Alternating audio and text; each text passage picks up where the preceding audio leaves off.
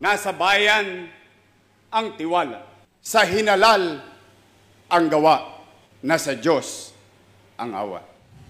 Inihayag ko sa inyo, mga kababayan ko, sa darating na Mayo, tanggapin niyo po ang aking aplikasyon bilang Pangulo ng Pilipinas. Pilipinas, God first!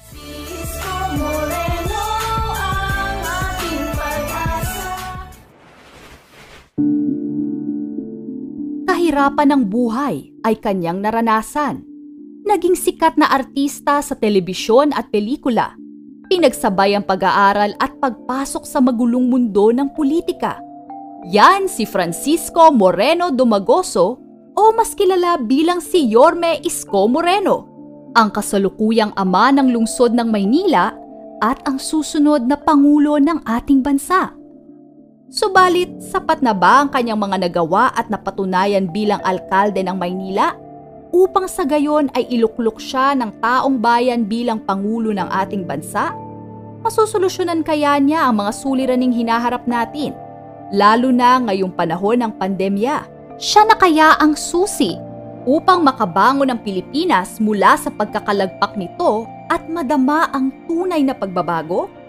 Mababawi kaya niya ang mga isla sa West Philippine Sea mula sa dambuhala at makapangyarihang bansang China? Ang mga nagawa niya ba sa Maynila ay magagawa niya sa buong bansa? At ang pinakamalaking katanungan ngayon ay bakit mo iboboto si Isko Moreno? Pero bago tayo magpatuloy, uunahan ko na kayo mga kahistorika. Wala akong nais na tapakan, siraan at guluhin sa paggawa ng bidyong ito at lalo na wala akong pinapanigan sa kahit na sino maliban na sa ating Diyos. Ang hangad ko ay makapaghatid ng impormasyon na maaaring pagbatayan ng kamalian at katotohanan. Huwag niyo naman po sana akong husgahan. Si Francisco Moreno Domagoso ay isinilang noong ika-24 ng Oktubre 1974 sa Tondo, Maynila. Siya ang ika-22 at kasalukuyang alkalde ng lungsod ng Maynila. Nakipag-isang dibdib siya noong taong 2000 kay Diana Lynn Ditan, isang businesswoman, at biniyayaan sila ng 5 mga supling. Sa edad lamang na 10 taong gulang ay napagtantunan niya na sila ay mahirap at kapos sa buhay. Ang kanyang ama at ina ay parehong walang permanenteng trabaho. Kung kaya't ang batang Isko ay natutong maghanap buhay at upang sila'y may makain, natuto siyang mangolekta ng pagpag o mga tira-tirang pagkain na galing sa mga restaurant at karinderya. Minsan ay binibenta pa nila ito upang may pandagdag kita.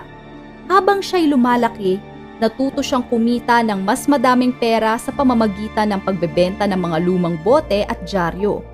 Sa taong 1993, noong siya'y nasa lamay ng kanyang kapitbahay, si Isko ay nakilala ng isang talent manager at producer na si Wawi Rojas.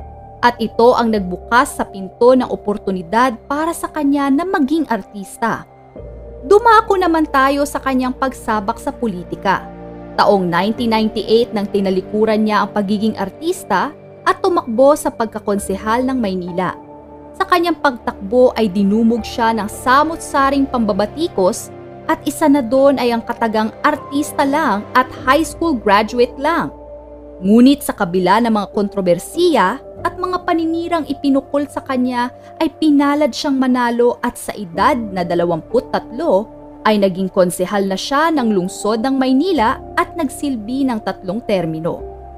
Habang siya'y nagsisilbi bilang konsehal, ay ipinagpatuloy niya ang kanyang pag-aaral at nakapagtapos siya sa degree na Business Administration sa International Academy of Management and Economics sa Makati. Kumuha din siya ng special programs on local legislation and finance sa Universidad ng Pilipinas. Nag-aral pa siya ng Public Administration sa pamantasan ng lungsod ng Maynila.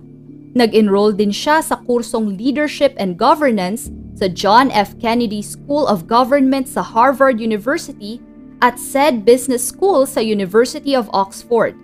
Aniya, mahirap man ang buhay noon, siya'y nagpursigi sa pag-aaral upang makaahon mula sa kahirapan.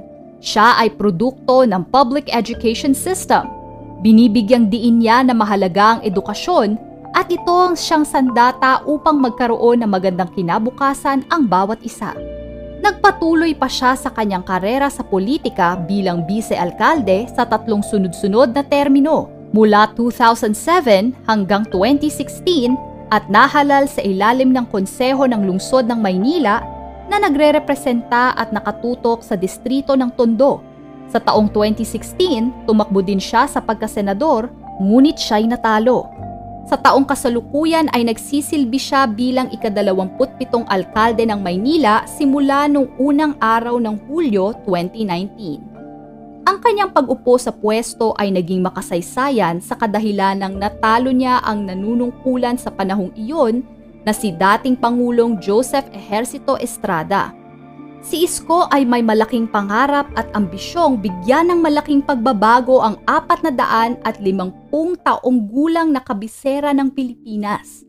Kanyang isiniwalat na noong pagkaupo niya sa kanyang posisyon bilang alkalde ay lubog at dugyot pa ang Maynila.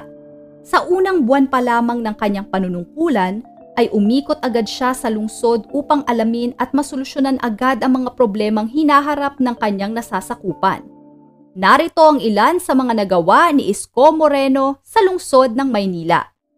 Nakapagpasa ng isang ordinansa na naglalayong makapagbigay ng 1,000 buwanang allowance sa mga estudyante ng pamantasan ng lungsod ng Maynila at 500 buwanang allowance naman sa mga grade 12 students sa lahat ng pampublikong paaralan sa lungsod. Pagbibigay ng 500 buwanang allowance para sa mga senior citizens, persons with disabilities at solo parents. Binigyang buhay ang makasaysayang Jones Bridge.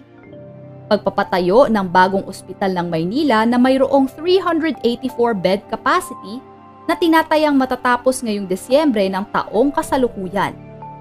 Nanguna sa pagsasaayos at pagpapaganda ng Manila Zoo alinsunod sa environmental laws.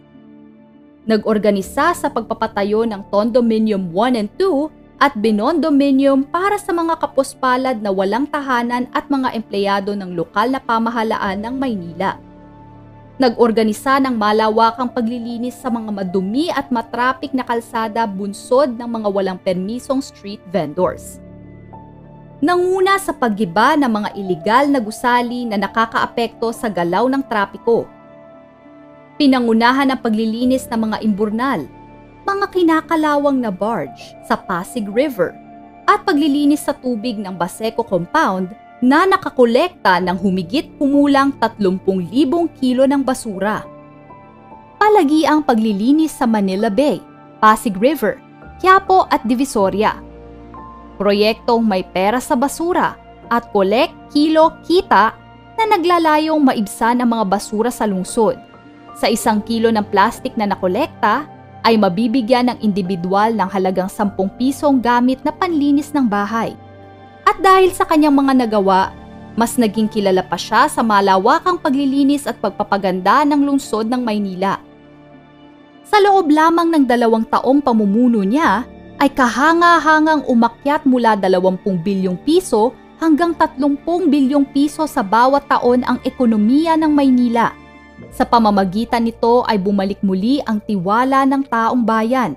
Ang ganyang klaseng tiwala ay nagbigay ng kita at oportunidad sa kanyang mga nasasakupan. Para kay Isko ay numero 1 prioridad ang mga mamamayan, kung kaya't ginagawa niyang malinaw ang kanyang mga aksyon sa pamamagitan ng press conference at updates sa kanyang mga social media accounts. Sa kanyang 23 taong paninilbihan sa serbisyong publiko ay walang anumang bahid ng korupsyon ang ipinataw sa kanya. Ang plano niya ay parang bandila ng Pilipinas na kanyang hahabihin mula sa hibla at sa mga sinulid na manggagaling sa mamamayan. Hindi niya umano isisisi sa nakaraan ang problemang kakaharapin, nang sa ganooy makapagpatuloy patungo sa magandang bukas. Aniya, Opo, lumaki akong busabos, ngunit hindi ako naging bastos.